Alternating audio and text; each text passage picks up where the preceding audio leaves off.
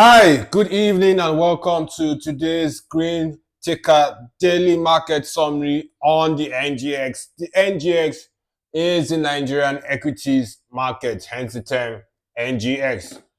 Before we dive right into it, thank you to everyone who's taken out the time to like, share, subscribe. Please continue to do so.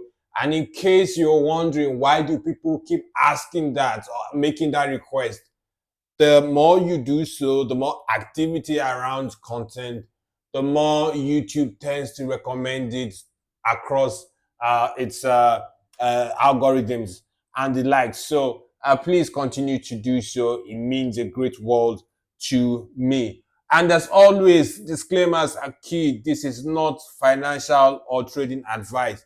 Nothing I say is financial or trading advice. They're my opinions, my views, subject to change at any point in time. So you cannot and should not make your investment or trading decisions based on what people say. In any case, I'm not a trader. So yes, I may have a decent knowledge of technical analysis. I may be a bit active. I may talk about trading a bit, but I am not in any way a trader. I don't run a signals group. I don't run any trading group or any group at all. I am active across a couple of communities.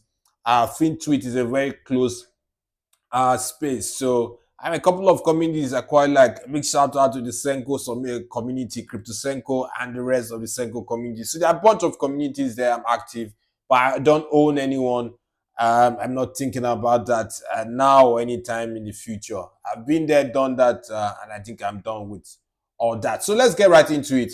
All share index fell 0.42%. The index measures the average performance of stocks on the exchange. So it seems that the bears are maintaining their chokehold on the market. I think the last 3 days now, if not longer. I know Friday closed positive. I can't remember Monday, but I know yesterday was negative. So it seems like we've probably had 2-3 days of negative movement on stock market. How did the stocks fare? NSL Tech still very much in play on the gainer side, up 9.09% to close at what's that? 96 kobo. NSL Tech is a company in the lottery space. Consolidated Hallmark rebounded with an 8.53% gain to close at 420 kobo. John Holt, like call John Holt a conglomerate. I'm not sure. I know that they have they're into a bunch of things. So yes, you might call them a conglomerate. I know they sell industrial equipment. That's a couple of other things, but industrial equipment is what strikes me, or one of the most prominent things that they do. So John Holt gained 7.94% to close at 6 naira 80 kobo. Cadbury rebounded with a 5.45% gain to close at 58 kobo. Wema Bank. Now, in case you watched yesterday's daily market summary, you probably didn't see Wema Bank, and that's because the initial figures I got didn't have Wema Bank on the losers end of things, or at least on the top losers. But much later, I mean, sometimes the final data you get tends to change from the initial data you get at market close. So Wema Bank fell 10% yesterday, and it recovered some of those gains with a 5.31% increase in its share price. Now, to the losing side of things, it's all big reds. Dark Communications is the parent company of the popular AIT television, and Raypower Radio. So, Dark Communications fell 10% to close at 90 kobo. Learn Africa is in the publishing space. Learn Africa fell 10% as well to close at 7 naira and 2 kobo. I will be keeping a close eye on this because I think the qualification date for Lent Africa's dividend is a few weeks away. I think it's a couple of days away. It should be over a week away or so.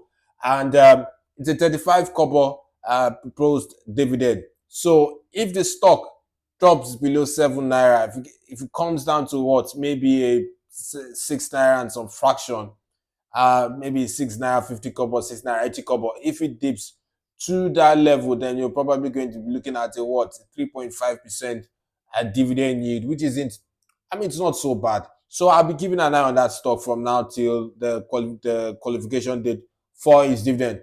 Mansard, insurance firm.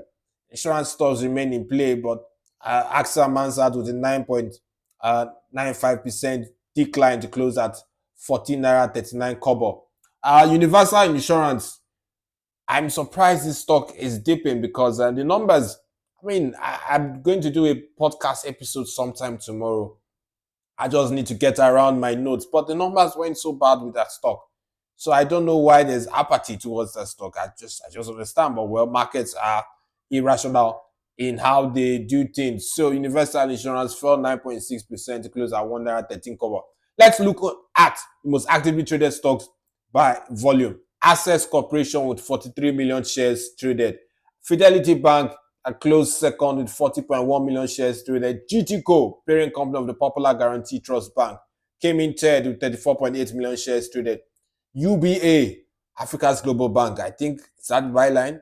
At UBA, the Red Bank, came in with 33.4 million shares traded, and ICO runs up the top five. ICO is in the insurance space with 29 million shares traded.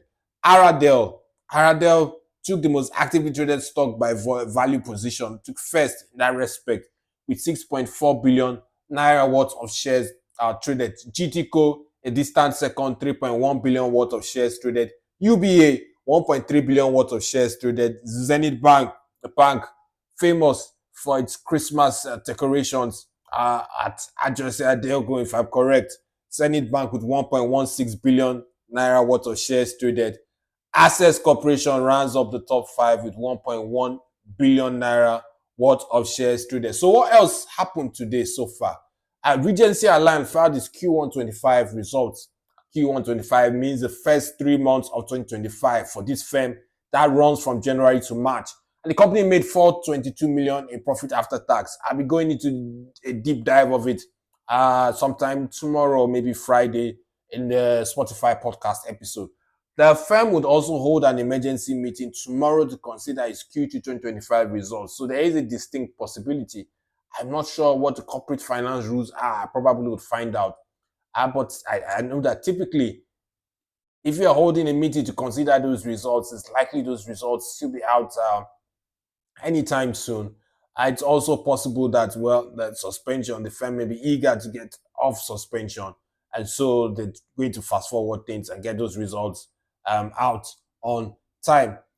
Sovereign Trust Insurance came in with an amendment to, I would call it an addendum.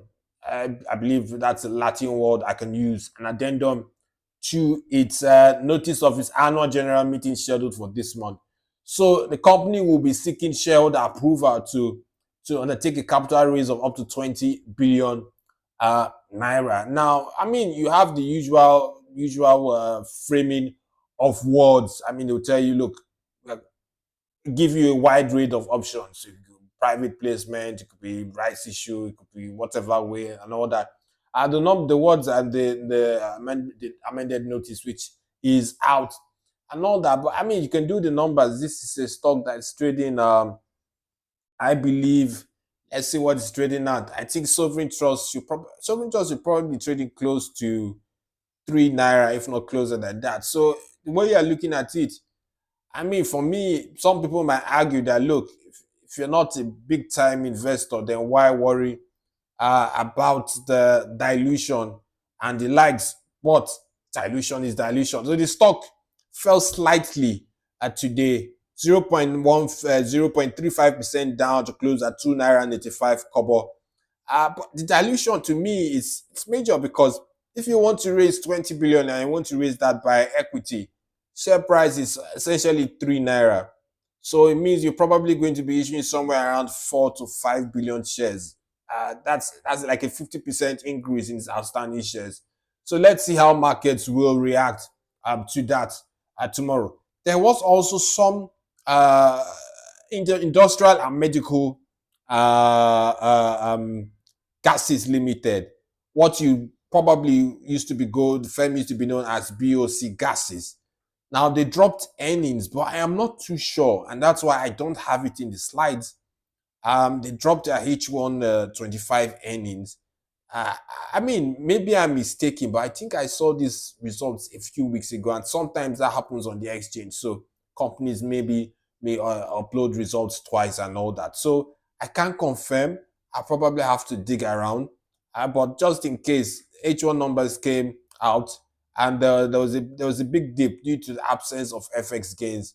H125 had way smaller FX gains compared to H1 2024, and that's a general trend seen in the market as well. So with the insurance space, the banking space, a couple of other firms that made FX gains last year, stable exchange rate means you're not going to be seeing the magnitude of such gains. And so that's pretty much up all that's happened so far.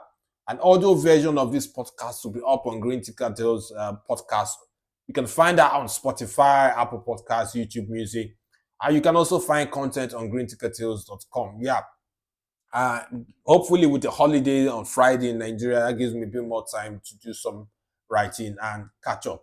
So, thank you all and see you tomorrow in tomorrow's pre market video.